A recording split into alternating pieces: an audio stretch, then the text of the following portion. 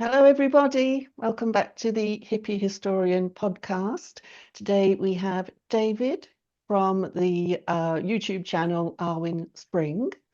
Today we're going to be talking about Welsh myth and legend and some very unusual and interesting subjects. So, David, can you tell us all how you got into the subject of myth and legend and things like that? Um, First of all, it was my interest in the mystery schools. What sort of sparked it all off from the modern, going on back into ancient history. So from like Freemasonry, the Rosicrucians, and then back through into like Mithraism, the Mithraic mysteries, um, the Orphic mysteries, the Eleusinian mysteries. But anyway, I ended back coming back into sort of Welsh mythology then, um, as a obviously because I'm from Wales, so it was the obvious sort of place to look into. I mean, I'm Yeah. not, I sort I'm into sort of comparative mythology. So it's basically like I compare lots of different themes throughout world mythology, through the legends and things like that. Yeah. Do you find there's a similar thread throughout all mythology? Yeah, absolutely. And the way I sort of approach it is that there's three sort of threads that I look for. So the first is astronomical. The second, which is obviously the stars, the heavenly bodies, their movements. Then terrestrial, which sort of encompasses a lot of things, but like just to keep it simple, like the geology, the weather, the natural phenomenon. You can go down to like the animal symbolism and other things like that. But my sort of personal quest, if you like, my sort of my sort of zoomed in subject is the anatomical thread that's woven through the myths and legends. So the uh, sort of the hidden thread that talks about human potential and the human physiology, the human nervous system. And so what I do is I pick up on certain things that have been said. I mean, others have done it as well. I'm just taking it a little bit, perhaps a step further. I bring in like energy work to it. I relate energy work from like the Eastern traditions, yoga and Tai Chi and Qigong. I relate them to the Western sort of myths and allegories and metaphors, woven into the myths and legends. So the Welsh mythology is only one sort of area that I research. So I know I don't speak Welsh either fluently. I learned it until I was about 12, and then I dropped it. It became very uncool, in school and in Wales in general, particularly in the south where I'm from.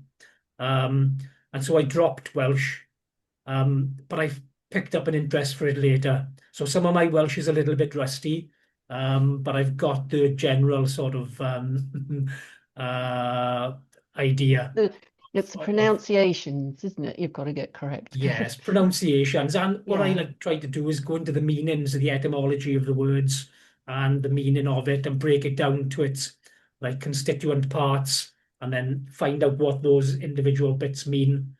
Um, but like Taliesin is a good one. It means radiant brow.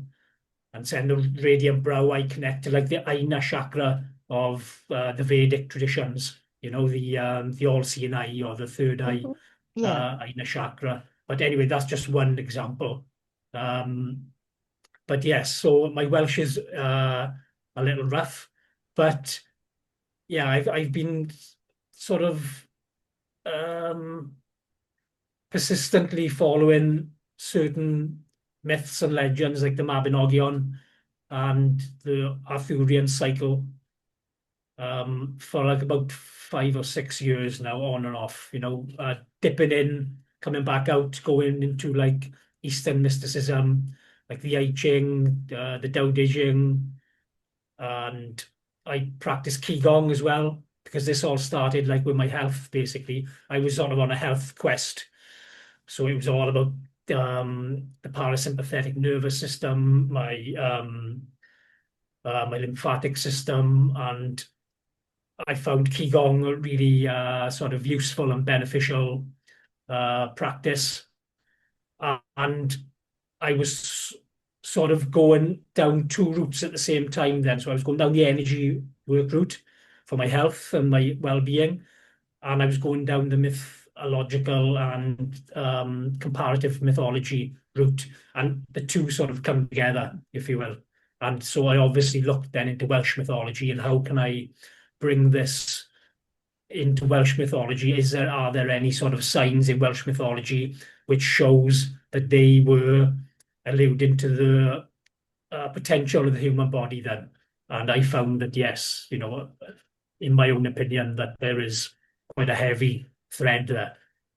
Wow. Well, it sounds like you've done a lot of research. And Yeah, yeah, I have to. has it helped you at all? Yeah, absolutely. It's helped me in a lot of ways. And like I said, these things sort of come together in sort of a synchronistic and synergistic way.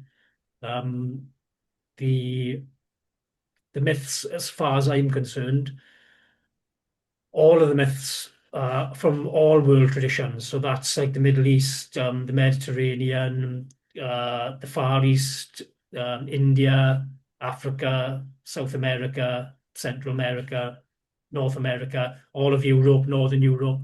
They all hold these um, sort of keys, I call them, to understanding our past, but more importantly, to understanding perhaps where we could be heading in the future, together.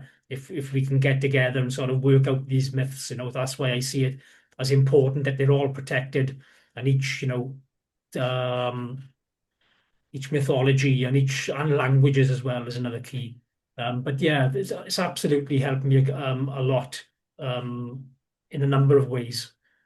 I'm into sort of philosophy as well, and different sort of philosophers and stuff, particularly the Socratic philosophers.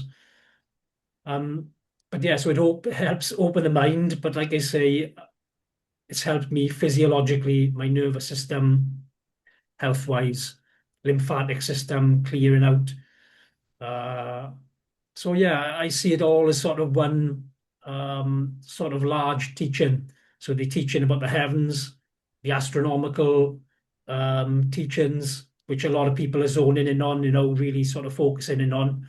But for me, for the average individual, it's really important to look at the physiological allegories and metaphors because you can test it out. So a central part of, I don't want to go on too much about this, but a central part of my research is about sexual alchemy. So using our personal energy, saving it rather than wasting it, circulating it around the body to improve health. And this is obviously central to the Vedic teachings and Vedanta, and yogic teachings, the opening of the third eye, the release of energy from the top of the head, the Sahasrara chakra, um, and the Bindu chakra. These things are central to that philosophy and the Far East as well. So you have like the opening of the golden flower in the Far East, which is one sort of metaphor for it, which is the same thing. Basically, they talk about the same things. In The Secret of the Golden Flower, they talk about it. And in the Taoist yoga texts, they speak about it as well, the whole thing. So it's from my perspective, and after my sort of years researching, it seems obvious to me. And obviously, I'm practicing this at the same time. So I'm Yeah. experiencing it and reading about it. So I'm like, wow, yeah, it's without question for me. But I would like other people, to join and say, right, yeah, I get what you're saying.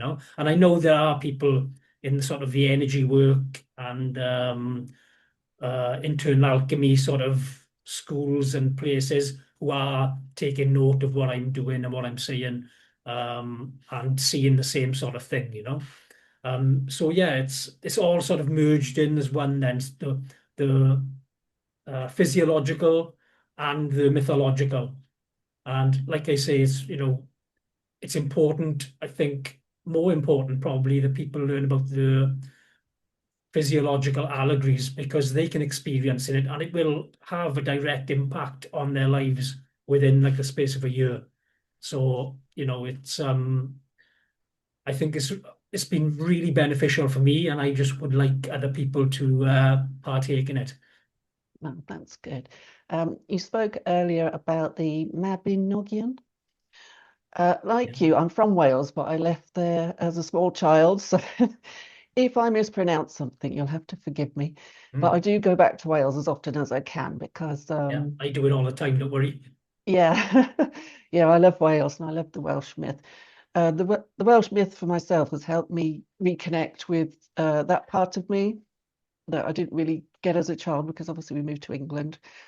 So I think in a way it's had kind of a healing effect on me by reading the Mabinogion and the Welsh myths. But you're going to expand on those and talk more about things like the Awen and Taliesin and all sorts of different characters, aren't you? So Yeah, yeah. I mean, the Mabinogion is like the central sort of cycle of Welsh myth. And I think it goes back to like the 13th century, it was first written down, but it's based on far older oral tradition. And so, and then they were written in two books, the most of the tales, like the Red Book and the White Book. I can't remember the names exactly. I butcher the names if I tried them, so I'm leaving those. And I'm not even sure if they're Welsh. I don't think they are, but or they could be. But anyway, then the Mabinogi was later taken down by, written down by Lady Charlotte Guest, I think it is. She wrote it down, I think, in the 18th century. But the spelling is slightly off, and so they pluralized it, excuse me, um, by accident. So the actual title of it is the Mabinogi, and the Mabinogi in Welsh means juvenile instruction.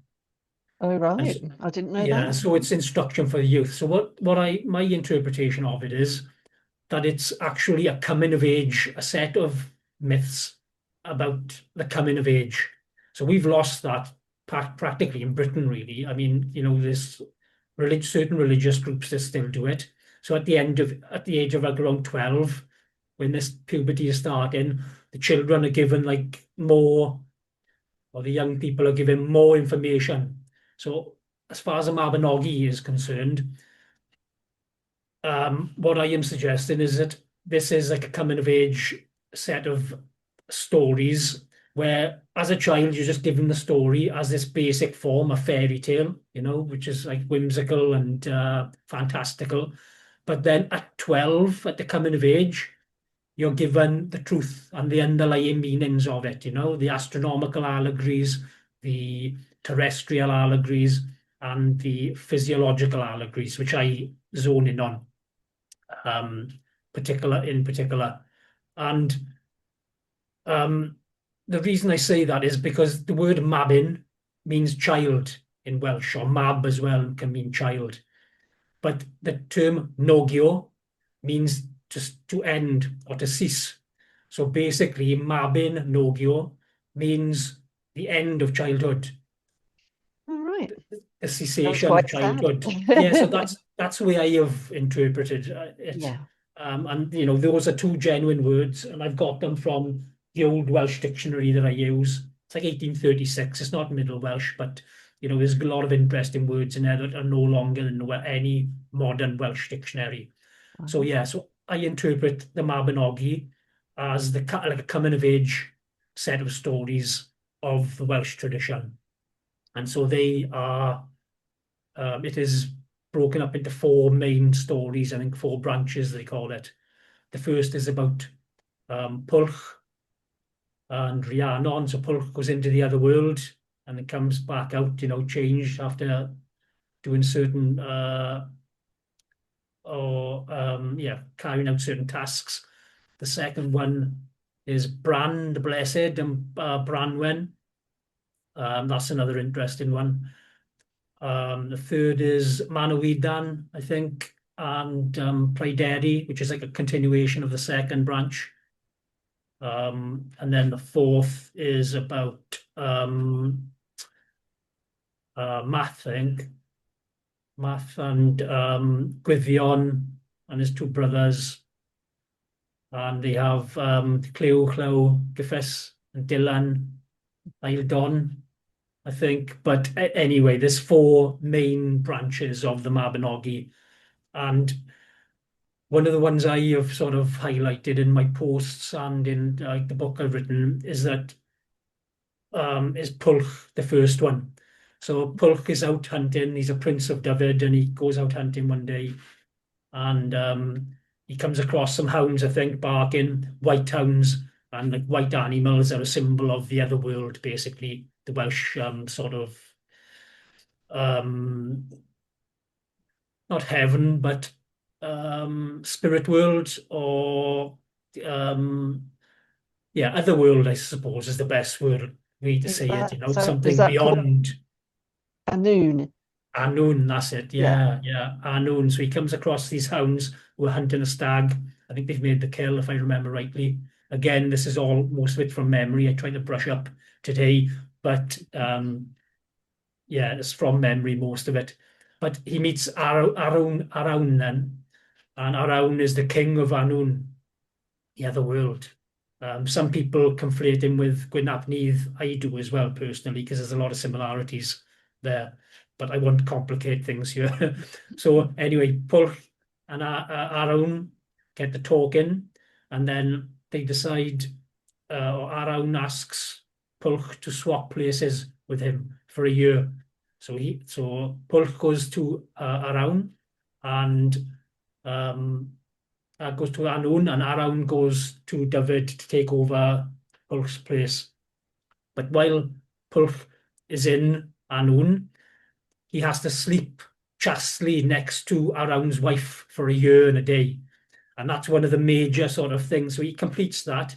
And at the end of the year as well, he has to fight Hafgan, I think it is.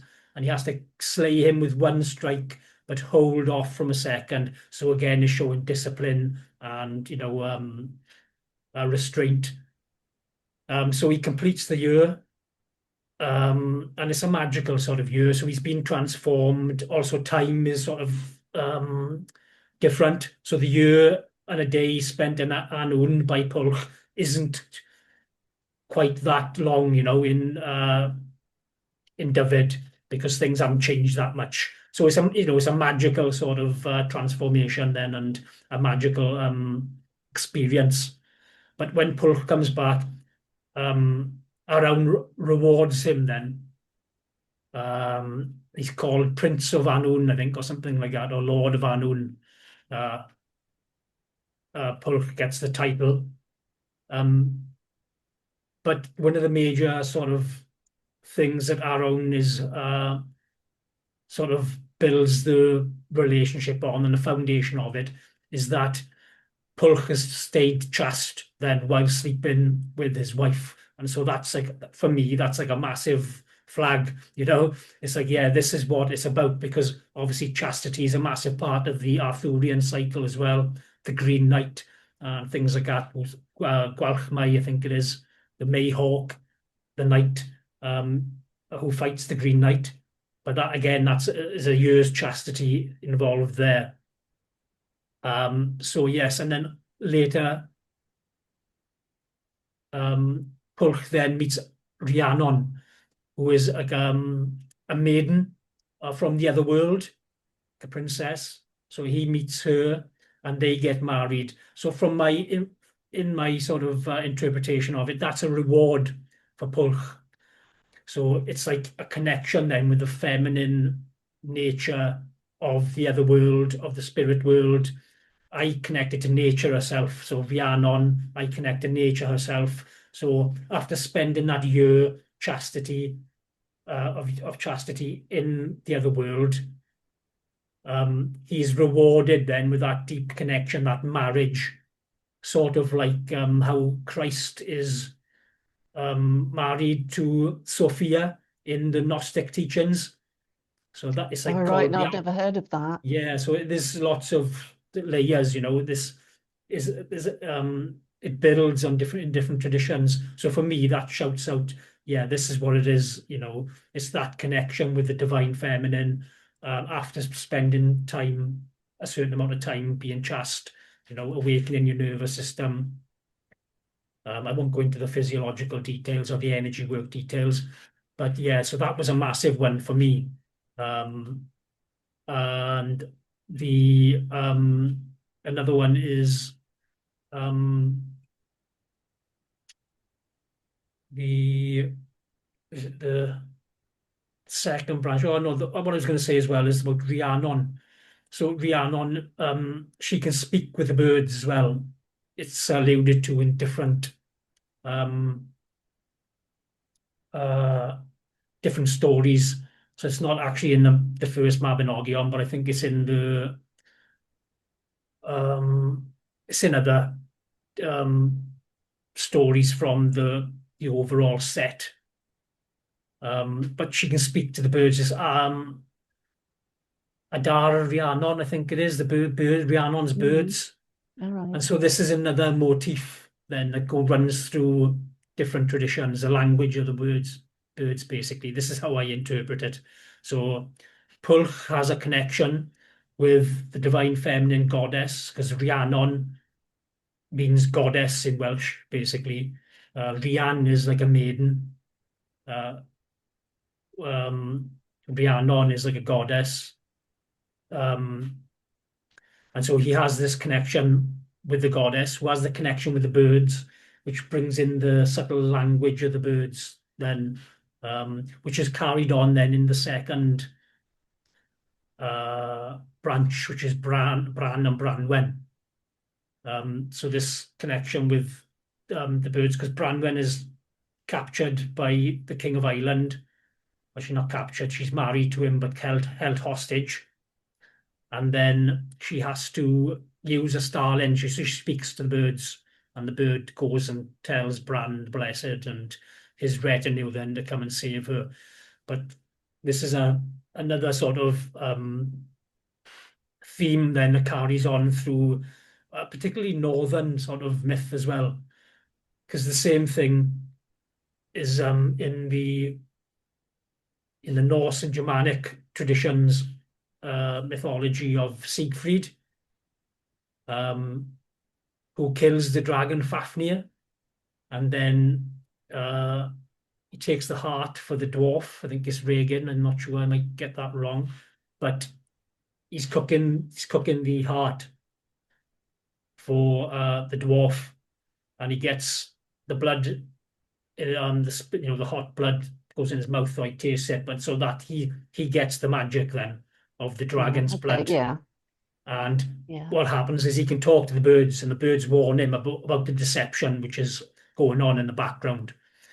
So again, this may seem like I'm jumping all over the place, but it is all connected from my perspective, because slaying the dragon again is a sign of energy work and a sign of mastering your own nervous system. So the dragon um, is a metaphor for the nervous system heightened through sexual alchemy and chastity, basically. And so that goes on. And the word dragon in Welsh is draig, and then there's a Welsh word for lightning is draigio. So I think it's draigio. So then that lightning, that electricity, which is another thing I do, which is uh, I put lightning and the dragon as sort of metaphors for the nervous system and the awakening in the nervous system. Um, but anyway, and the connection with the birds means the connection to nature and the Mm. connection to the other Yeah. world. So, in heightened subtle psychic capacities, better sleep, deeper sleep, intuitive dreams, sharper intuition, all these things they're talked about in the Yoga Sutras, in the Vedic tradition. They alluded to, they call siddhis, superpowers. I mean, they go right out there, some of them are like you can like levitate and disappear, but I try to bring it down to the most subtle and the more useful, for everyday sort of the everyday approach. But they're also spoken of in as transcendental powers in the Taoist yoga techniques as well. So what I'm trying to say, I suppose, is that these heroes in the Welsh myths, as well as in others as well, are not only myths about like ethics, sorry, and morality and how to approach life. Um, they're not only about the stars and the heavens or the way, the animal symbology or anything like that. They're also about how we as humans can awaken our nervous system to reach our full potential. And obviously, with the Mabinogi being called the Mabinogi, the end, the instruction of the youth at the end of childhood, for me, that is what these stories are really about. Not what they're really about, but I would say this is the most important part of them for the average person, especially with the times we find ourselves in at the moment, where it just seems to be confusion and like lots of information being thrown in. And, at least with this, you can test it. You have to obviously, like I say, I've called it the dragon, the nervous system, when you're working with it. So you have to approach it the correct way. And so this is where like chivalry and things like that come in, and like humility, humbleness, modesty, and this is why like the teachings about like the yogic teachings, this is why they focus their diet, and bring their diet right down to bare minimum. Yeah. From my perspective, this is why monks and stuff used to go off and spend time in solitude. So they were fighting with the dragon. Same with like George and the Dragon, slaying the dragon. But I suppose what I'm trying to say is that it is a metaphor and an allegory about reaching true human potential, and it is much needed. But we have to like get to the basics first, So you have to approach it correctly. You have to approach the dragon correctly. Is one of my sayings. So you have to change your diet, change your worldview a little bit, bring things into focus. If you're going to do this as a life-changing experience, this is why the yogis call it like, the third eye, the all-seeing eye. This is what we're talking about, really. Increased dreams, sensitivity and dream recall. The Taoists as well, they call it all sorts of different names. It's the Yellow Palace, the Jade Room in the Purple Hall, the Terrace of Living. There's loads of different names, but what they're talking about is the pituitary gland and they call it the mercy seat, the little part of the sphenoid bone where the pituitary gland sits in. But anyway, I digress. What I'm saying is that these sort of myths, wherever you go in the world, whether it's like the Mabinogion or Irish myth or the Norse myths is full of it as well, especially with the names. Siegfried, the Sig rune is lightning. So, and he's the hero. He's of the Volsung saga, and Volsung as well is like the chosen ones. That's one interpretation you can put of it. Right. So can you tell us about the Awen and what that means and what story it's from? Yeah, the Awen means it's divine inspiration, I think, is like probably the most famous and sort of well-recorded translation of it. But it goes far deeper than that, in my view. Again, it can be interpreted in different ways, and it can be broken down to its like phonetic uh, sections, sort of R, which R means like high up or great, similar sort of like Indo-European, the Aryan. or Aryan of like the Vedic teachings and of like Germanic teachings. And then Wen is white. Means white or bright. So Awen, because Arwen is another way of saying a similar sort of thing, basically. But anyway, Awen as well is spoken about in a book called the Colburn Bible, which is its authenticity, shall we say, is questioned, and and its date as well. But regardless of that, the quotes from there about Awen, I think, are quite revealing. Um, they say that the like life is molded by the hand of Awen. That I think that's one direct quote, if I'm remembering correctly. And it's, in other words, it's like the energy which um, sort of makes a fish swim and a bird fly and a dog run. It's that sort of poetic sort of take on evolution from my own perspective, you know. So it's like the energy behind the evolutionary process from that perspective. Would you But it, describe it as a type of life force or a type of yeah, energy of some kind? that is the way I describe it. And obviously other people have their own interpretations. Mm, They try to yeah. concentrate it on just inspiration, basically. We get an idea out of the blue, that's it.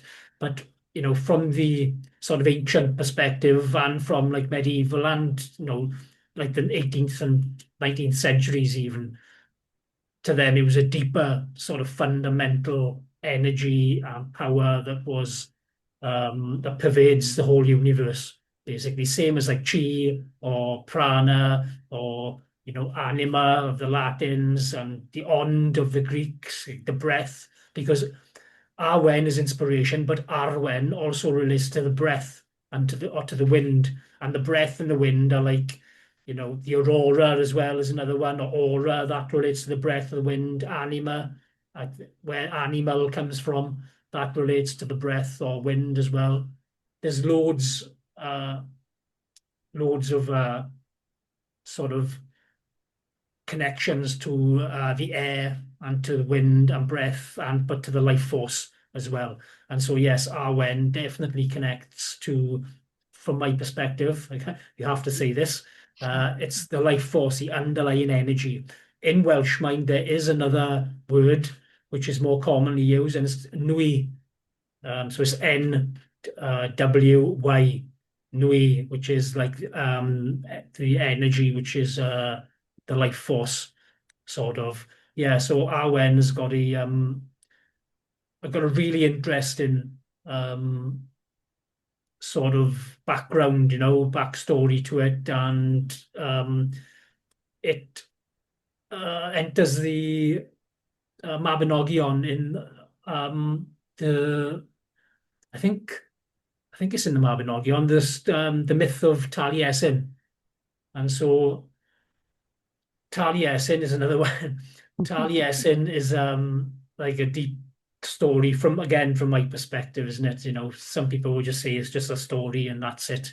But from my standpoint, it is a very sort of deep allegory about life transformation and the potential of the human body. Uh, Yeah. Well, it starts out with Gwion, doesn't it? And he's given a potion. Is that right? I can't remember the story now.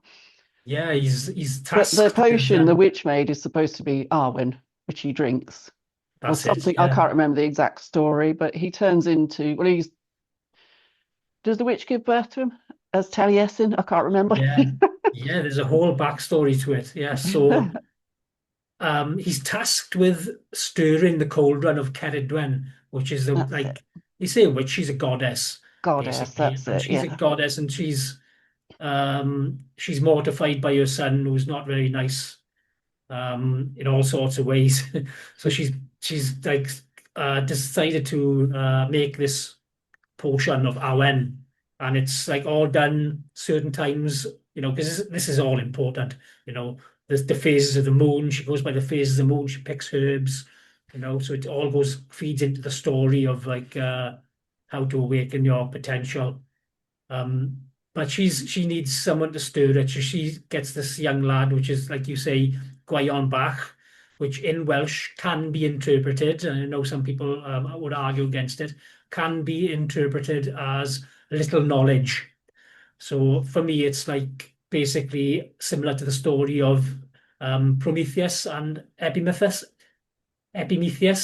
which is like forethought and afterthought. So like before, while he's stirring the potion, he's like this simple boy, innocent, doesn't know anything, no thought into anything.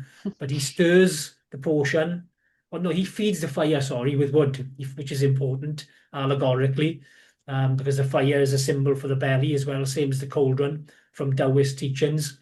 So you light the fire in the belly and then you lift the energy up, and that's what awakens the head center, or the radiant brow, as we shall see.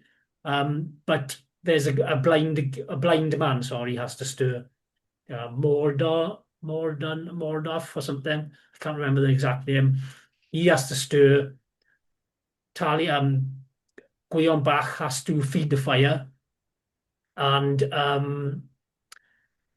so when the time comes, I think again it's for a year and a day, which is the same time scale as Pulch has to stay chaste with Arawn's wife in the other world. So again, there's this year theme coming through, which is important from my personal experience and my research with sexual alchemy and the retention of sexual energy to awaken latent powers, should we say, subtle powers. So anyway, the year's up. Ceridwen is about to get the potion for her son, but fortunately for Gwion Bach and unfortunately for Ceridwen, some drops fly out of the cauldron and they land on Taliesin's finger or his thumb, depends on the story. Again, this is another theme, like I said about Siegfried earlier, touching tasting the dragon's blood. Yeah. That wasn't meant for him. So Taliesin tastes the Awen, which wasn't meant for him. Gwion And tastes the yeah, sorry. Gwion, yeah. Yes, yeah, I always get that mixed up. I always say Taliesin first. Gwion Bach, little knowledge, tastes the brew of Awen accidentally, and then he's transformed. So he becomes Taliesin. I just, as a caveat to that same theme is in the story of Finn McCool as well, who helps his master, like I'll call him a master, help him catch the salmon of knowledge, which has like taken on all knowledge in the world by consuming hazelnuts from 9 hazelnut trees. I mean, for me, I could go into deep now about like the law of trees No, and but not hazelnuts. heard of that one. Yeah, but I wouldn't do it. But exactly the same thing happens to him. He gets the oil on his finger, puts it in his mouth, and next thing he's got the knowledge of the salmon of knowledge, basically. But so Gwayon is transformed completely to Taliesin. He knows then what Ceridwen has planned and how upset she is. And so she chases him. He transforms himself then because he's magical. He knows all. He transforms himself into a hare. I think I'm getting this right first. So a hare first. Ceridwen follows him as a hound. And then he transforms into a fish. And Ceridwen transforms into an otter. I always like to say a salmon. He transforms into a salmon. She transforms into an otter. He transforms into a bird. I always like to say a wren, and there's a reason for that. She transforms into a hawk, chases him, continues the hunt. And then finally, he sees a pile of corn or wheat. I prefer to say wheat for various reasons. He sees a pile of wheat, so he transforms himself into a pile of wheat. And she transforms herself into a hen. And she pecks through, eventually consumes him, like you say. eats him, but then she becomes pregnant by him, or with him, I should say. Becomes Yeah. pregnant with him. She gives birth to him with all intentions of killing him, but sees how beautiful he is. Again, the radiant brow. He hasn't had that name yet, but that's the theme of building. He's so beautiful, so picturesque. Um, a bit like Balder, I suppose, from the Norse myths. So she decides not to kill him, but she puts him in a leather. I think it's described as like a coracle, or like a seaworthy little leather sort of basket then. And again, this has themes with Moses on the Nile, Yeah. and it has themes with Sargon of Akkad from, is it Akkadian or Not Sumerian? sure. I can't remember. But one of the Middle Eastern origin stories, basically. So he's on the ocean or on a lake or on a river, depends on the telling of the story. And then he gets washed up in a weir, a salmon weir, funny enough. And salmon's a really good fuel for your for sexual alchemy, as a caveat to that as well. So, there is for me, there's a point to all the references to salmons, because of the omega-3s in them. Yes. Yeah. So he gets picked up then by a lord's son, Elfin, um, who's out to collect the salmon catch for the year, or whatever it is. And he picks up the baby, and he sees his radiant brow, and he calls him, Taliesin. And that's what the word means. Taliesin means radiant brow. So Tal means forehead, and Yesin is like bright or light, or shining. So he is like the shining one then of like esoteric teachings, from like Egypt and from Hermeticism and all the other different traditions around the Mediterranean. But yeah, so then he goes on then to help, because Elfin's having a bit of a bad time. So was his dad, I think, was a lord.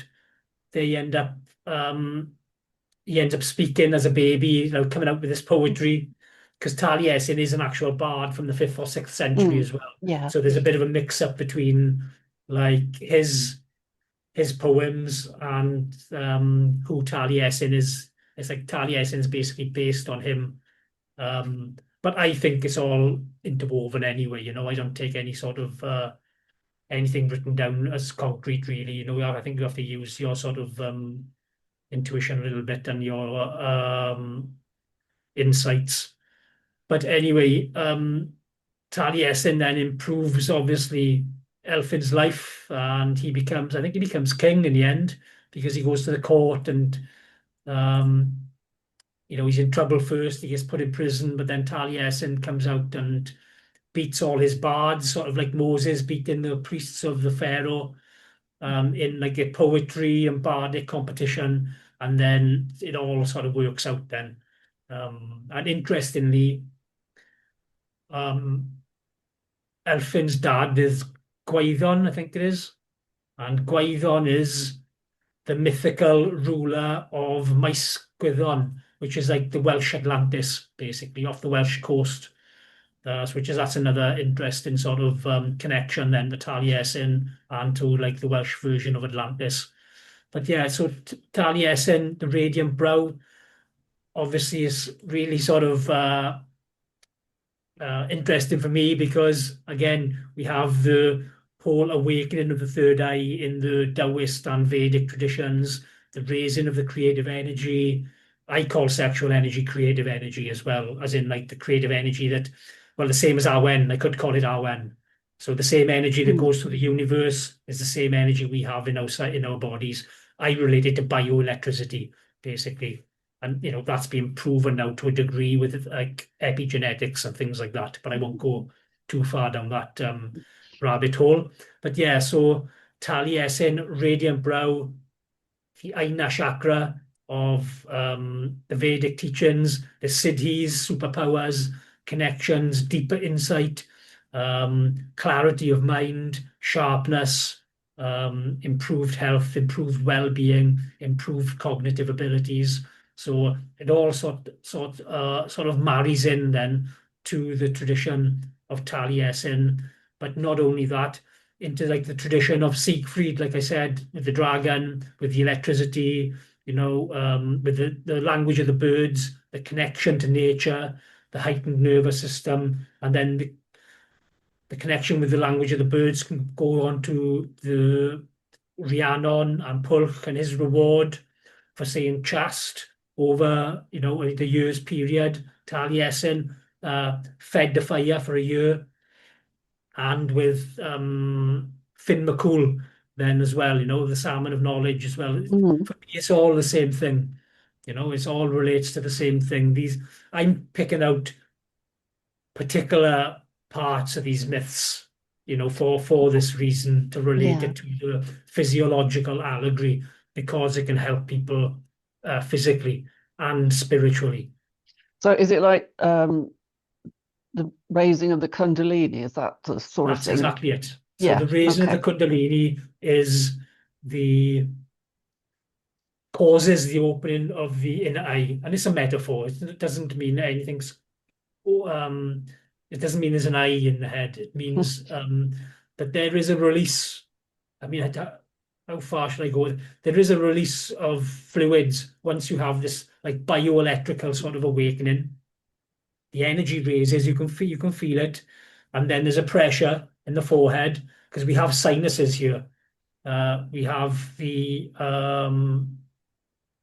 uh, the pituitary gland sits in the middle, cavernous sinuses. You have a cavernous sinus either side, which are fluid, like blood-filled sacs. So and you have and you have sinuses all through. So you have a crest, All right. I didn't know um, that. yeah, a crest of blood, like a sac of blood. But it's related to the cleansing of the cerebrospinal fluid, because these sinuses, they withdraw, they suck in some of this cerebrospinal fluid, and then in the ventricles of the brain, that's where the cerebrospinal fluid is drawn out of the blood. So it's a cycle. So the Kundalini awakening, there isn't an actual eye. It obviously awakens. It's a metaphor for this release, this opening. The Taoists call it the breakthrough, the great breakthrough. And so pressure builds up, and then there's a release, and then there's a release of fluid into the nasal cavity and into the mouth, basically the esophagus. Uh, the the Vedic masters, the Brahmins and the rishis, they would call it Amrita. So I don't know whether you've heard of that I've name heard of before. it. Yes. Yeah, so the Amrita is a release of fluid from like Yeah. the Okay. nasal cavity. But the thing is, there's a part of the section of the brain called the cribriform plate, and the ethmoid bone sits here as well, and they're both like porous. So if there was a release of cerebrospinal fluid out of the sort of meninges of the brain and into the mouth, what I'm saying is that would increase your turnover of cerebrospinal fluid, if you see what I mean. If Mm. it's like if the sinuses of the brain are taking in the CSF, I'll just abbreviate it, and the ventricles are releasing it and drawing it out of the blood. So if there's a leakage and there's a release, that would increase the turnover. This is what I'm thinking, what they were talking about. And even if this isn't happening, it's still metaphorically correct, because you can see the cribriform plate in the skull. So they would have made that connection, if you see what I mean. Anyway, whether it is leaking or not, when they're having this release of fluid, the Amrita, they would have connected it to the cerebrospinal fluid, which is seen as the waters. This is the waters of Mary, or the waters of the goddess, whichever way you want to sort of look at it. And this is a sort of central part of the awakening process. Um, the um, the attainment of what the Brahmins and rishis would call Mm. siddhis. Yeah. So like Do subtle, I think the Druids believe in the Arwen, don't they? I think. Oh, yeah, and the Druids. I mean, I've researched the Druids a lot. It's not, you can't really say too much because there's not a lot of actual recorded because they followed the oral law, and I speak about this in my book. Is because the oral law was designed to teach from parent to child and Mm, from master to student without any deviation. Written language yeah. is brilliant. I mean, Plato does a brilliant quote on it. Um, but I won't go down there now because it'll take me 2 minutes to think of it. But the oral law is extremely important. Um, but unfortunately, obviously, we're not left with anything much of the oral law. And while writing is brilliant for memory, it's not so good for like the hidden secret meanings of things because you can just change it. You can write something Mm. down and say, well, no, that's right because it was written down. Doesn't matter what you say, it's yours in writing. So that's the problem we have with the Druids, where there's not much recorded about them. But saying that, what we do know of them, yeah, absolutely. And what I always fall back on, Marie, is that this is a physiological practice. So, and I've experienced it now. I've experienced the awakening and the tingling and the sensation, the pressure, and my hair's grown back. My hair was receding much further than it is now. Um, I've had hair in the back, so my calves grow back. It's physiological. It's an actual event, and I've experienced it, which has sort of driven me forward in this way, and it's improved my health as well, which was massive for me. Um, So is that so what your YouTube channel's about? Is it about you yeah, it's sharing these basic. different things and in the hope that it will help somebody else? Yeah, that's exactly what it's about. And trying to bring all of the traditions in. And with as far as the Druids concerned, it's like they must have known it. All of Mm, their allegories, all of their metaphors, all of their mythology, like all of the myths we've spoken about are all around the Druids. It's we still have Druids today. It hasn't gone away. It's just been very, very understated, hidden away, basically. Um, and so, yeah, from the physiological perspective, they all must have experienced it, and that's sort of been another driving factor behind me. Is in like, yeah, they must have known it. They've experienced this, and then they've seen these metaphors and these allegories in the myths, and they recognize it in each other's. Like I have a sort of I say in the book, and I say, on my posts and things on Facebook that it's it's not that the underlying meaning of the myths change. It's that like the myth itself sort of adjusts and is transformed to suit the environment, the people, the animals, the whole milieu of like wherever that myth has. But when you start looking for the central theme, the sort of the comparative mythology, you can find this in there, and it runs quite deep, from my own perspective anyway, and from my experience and my research. And it's something worth, I think, following on for people because it can help them in their everyday lives, which is, you can't really say that about astronomy. You can say like, oh, well, they're talking about the cycles of the sun and precession of the equinox and things. Yeah, I mean, that's brilliant. But can you feel that?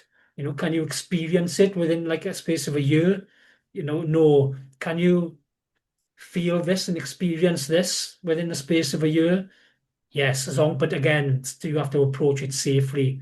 Um, that is, it's a dragon at the end of the day, so you have to approach the dragon carefully. But yeah, wow, that's really fascinating. It's amazing how you've taken all these myths that often seem like children's stories, and showing like the different interpretation of that. They're not just kids' stories. They have a yeah. much deeper meaning. But many of them are coming of age stories. Yeah. Like it's about like reaching adulthood, and that's when they would be given a part. I'm not saying they would be given the whole thing at 12, but they would be given certain parts of it. This is what this is about. This is what this is about. It's about growing up. It's about well, if you think about it, adolescence is when the sexual energy starts. Mm. So that is Yeah, when they need to be told, this is, well, and I doubt it would have been told directly. It would have been, subtly put in as mythologists and sort of storytellers do. brilliant. Okay, then is there anything else you'd like to add to what you've already said? No, I don't think so. I think I've covered most of it. I mean, if there are any questions or anything, I'd be happy to answer them, from in the comment section or Yeah. whatever. Yeah, yeah, I think that's about it. Yeah, for now anyway. So do you want to just you've got some books out as well, haven't you? Or you're going to release some Yeah, books? I've got a book. Yeah, the creative energy. As you can tell, it's about like human potential and electricity. You can't see the snake at the bottom there. The snake is the same as a dragon in symbology. But That yeah, goes so along with the that Kundalini, covers doesn't it? everything. Because But that's a snake. The Kundalini, it's a snake that's supposed to rise up, isn't it? that is my whole thing. So when you approach Kundalini, you're approaching the dragon. Yeah. And so, you don't want to get burnt or bitten by the Mm. dragon. So you have to approach it. You have to address your diet. You have to address your whole sort of approach. You're gonna have to sort of narrow down your social outings and things, and really sort of concentrate, especially when you start to feel the energy coming on strong. But yeah, the book basically contains everything that I've spoken about there and more. It Yeah. goes right Where to can the we find your basics. books? Are they on Amazon They're or? on Amazon basically Yeah. for now, and I'm just going to keep them on there and see how it goes. I got a second one right in now, which is going to be more practical, uh, sort of given Brilliant. connections to the ascetic practices of the monks and the priests and the Mm. druids and Yeah. all of those, and connecting them then to the Kundalini awakening or the awakening of the Taliesin, the radiant brow. Um, and so that should be more helpful. Where the first one, the creative energy, it's called the Year of the Hero as well, because I obviously feature a year as a time scale Mm. for creative energy work or sexual alchemy to help awaken the head center and enact the release of the Amrita. Um, but yeah, I could go deeper, see Marie, but I'm trying to stop myself. Stop. Uh, but yeah, so that one is out now. The second book is going to be out within like 6 months, I hope, at the latest. So yeah, Yeah. Well, thank you very much for coming on. It's been quite a journey. thank you for having I've me. I learned, really appreciate that's it. all right. I've learned loads. So things that I'd never put together with Welsh myths. So yeah, thank you again, David. Thank Right, you. take care then. Thank And you for you. watching, Bye. everybody. Bye. Bye.